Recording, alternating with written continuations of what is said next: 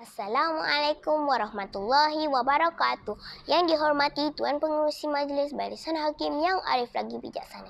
Seterusnya hadirin sekalian. Kawan-kawan mahu mendengar cerita? Saya ada sebuah cerita. Kasut kelopak jantung tajuk diberi. Kalau tak dengar rugi, kalau dengar banyak nilai murni. Dengan dengarkannya dan selamat beramal. Tanggal 16 Mei itulah tarikh keramat bagi seorang insan bergelar guru. Saban tahun, Cikgu Harun pasti menerima sebuah bungkusan yang berisi sepasang kasut.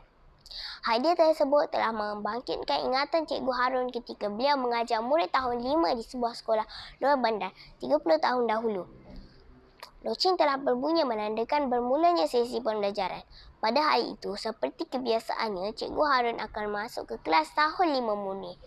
Setelah menerima ucapan selamat pagi daripada murid-murid, Cikgu Harun meminta murid-murid untuk duduk dan bersedia untuk memulakan sesi pembelajaran. Mata Cikgu Harun tertancap pada meja seorang muridnya yang bernama Ahmad. Seperti kebiasaannya, muridnya itu belum tiba lagi.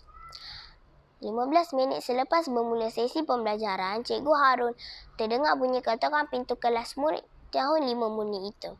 "Cikgu, bolehkah saya masuk?" Tanya Ahmad terketar-ketar kerana dia sudah tahu guru mata pelajaran pendidikan jasmani itu akan memarahinya.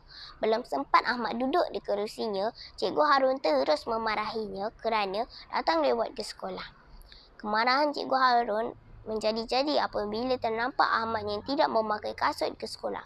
"Mengapakah kamu tidak memakai kasut?" bentak Cikgu Ahmad. "Sudahlah datang lewat ke sekolah, malah berkaki ayam pula," tambah Cikgu Ahmad lagi. Ahmad hanya tertunduk tanpa memberikan sebarang jawapan kerana dia tahu akan kesalahannya yang tidak memakai kasut ke sekolah. Bagi Cikgu Harun, dia terpaksa bertindak demikian supaya murid-murid yang lain tidak mencontohi sikap Ahmad yang tidak memakai kasut ke sekolah. Bagi Cikgu Harun, dia terpaksa bertindak demikian supaya murid-murid yang lain tidak seperti sikap.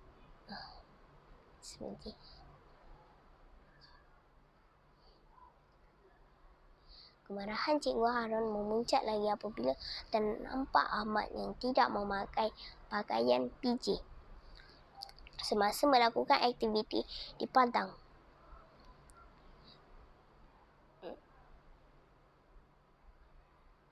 Akibat tidak tahan dengan sikap Ahmad, Cikgu Harun telah mendenda Ahmad. Dia telah meminta seorang murid untuk mengambil kelopak jantung yang bertaburan di tepi pagar sekolah. Cikgu mahu kamu memakai kasut ini?" bentak Cikgu Ahmad.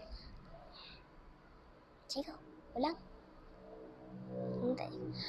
Tanpa membuang masa, Ahmad terus mengikat tali rafiah kepada kedua-dua belah kakinya. Dia tidak dibenarkan menanggalkan kasut barunya itu selagi dia tidak membeli kasut sekolah. Ahmad merasa sangat sedih kerana dia telah ditertawakan oleh kawan-kawan sekelasnya. Sejak kejadian itu, Ahmad tidak lagi hadir ke sekolah kerana Cikgu Harun merasa bersalah dengan tindakannya. Cikgu Harun memutuskan untuk pergi ke rumah Ahmad.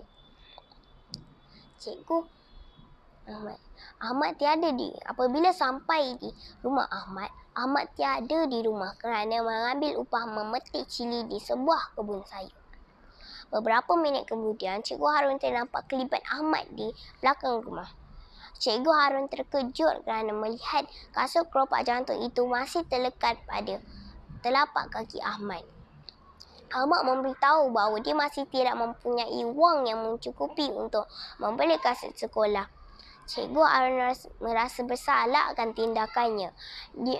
Pada petang itu juga, Cikgu Harun menunggang motosikal ke pekan yang berdekatan untuk membelikan kasut sekolah untuk Ahmad. Cikgu Harun meminta maaf dan menyerahkan kasut kelopak jantung itu menyerahkan kasut yang baru dibelinya itu kepada Ahmad. Cikgu Harun, "Oh ya kawan-kawan, mahu tahu siapakah yang mengirimkan kasut itu?" Setelah tamat persekolahan, Ahmad telah bekerja sebagai pengurus besar di sebuah syarikat termuka di bandar. Dialah yang mengirimkan dia ialah yang mengirimkan bungkusan yang berisi sepasang kasut itu. Oh, ya kawan-kawan. Sebelum kita membuat sesuatu tindakan, kita perlulah berfikir dahulu. Dan pengajaran daripada cerita ini ialah kita perlulah membantu orang lain. Sekian, terima kasih.